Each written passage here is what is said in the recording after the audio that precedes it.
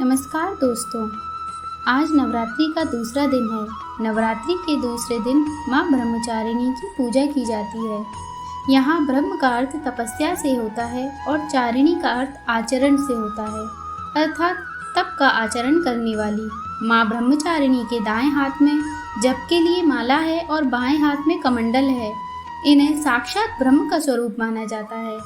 माँ ब्रह्मचारिणी की पूजा करने से कृपा और भक्ति प्राप्त होती है। माँ ब्रह्मचारिणी के लिए माँ पार्वती के समय का वह उल्लेख है जब शिवजी को पाने के लिए माता ने कठोर तपस्या की थी।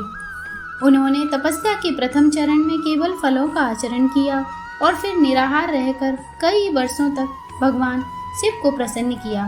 देवी ब्रह्मचारिणी की पूजा से तप, त्याग, संयम की प्राप्ति होती है। माँ का यह स्वरूप अत्यंत ज्योतिर्मय और भव्य है। माता मंगल ग्रह की शासक है और भाग्य की दाता हैं।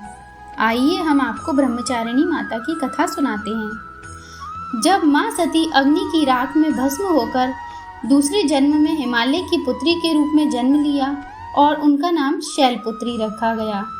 जब माता बड़ी हुई तब नारद जी ने उन्हें दर्शन दिए और बताया कि अगर वह तपस्या के मार्ग पर चलेंगी तो उन्हें उनके पूर्व जन्म के पति शिवजी ही वर के रूप में प्राप्त होंगे। इसीलिए उन्होंने कठोर तपस्या की, तब उन्हें ब्रह्मचारिणी नाम दिया गया। उन्होंने 1000 वर्ष केवल फल फूल ही खाए और 100 वर्षों तक जमीन पर सोई। कई वर्षों तक कठिन उपवास रखे और खुले आसमान के नीचे सर्दी, गर्मी और घोर कष्ट सहे। उन्होंने 3000 वर्षों तक टूटे हुए बिल्व पत्र खाए और भगवान शंकर की आराधना की। इसके बाद कई हजार वर्षों तक निर्जल और निराहार रहकर उन्होंने तपस्या की। उनकी इस तपस्या को देखकर सारे देवतागण प्रसन्न हो गए और उन्होंने पार्वती जी को बोला कि इतनी कठोर तपस्या केवल वही कर सकती हैं, इसलिए उनको भगवान शिवजी ही पति के रूप में प्राप्त होंगे, तो वह अब अपने घर चली जाएं और तपस्या को छोड़ दें।